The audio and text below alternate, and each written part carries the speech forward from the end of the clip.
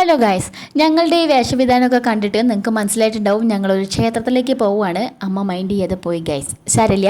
അപ്പോൾ നമ്മൾ പറഞ്ഞുകൊണ്ട് വന്നത് ഞങ്ങൾ പോകുന്നത് തൃക്കാവ് ഭഗവതി ക്ഷേത്രത്തിലേക്കാണ് കേട്ടോ.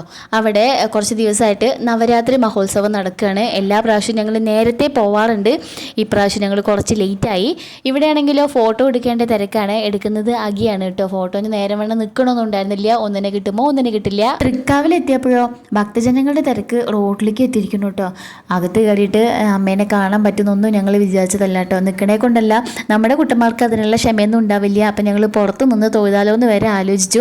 അപ്പോഴാണ് എൻ്റെ വലിയമ്മയുടെ മോൻ ലാലൂട്ടനെ അവിടെ വെച്ച് കണ്ടത്. ആളൊരു കലാകാരനാണ്, കൊട്ടുകാരനാണ് കേട്ടോ. കൊട്ട് മാത്രമല്ല, മറ്റേ സാണ്ടല്ലോ ചിലും ചിലും, അതും പിന്നെ കുഴലൊക്കെ നന്നായിട്ട് വായിക്കും. അപ്പോൾ അവൻ്റെ കെയറോഫിൽ അവൻ്റെ ആശാ മുഖേന ഞങ്ങൾ അകത്ത് കയറി തിക്കും തിരക്കും വരിയിലൊന്നും നിൽക്കാണ്ട് നന്നായിട്ട് ദേവിനെ തൊഴുത് പുറത്തിറങ്ങി കേട്ടോ.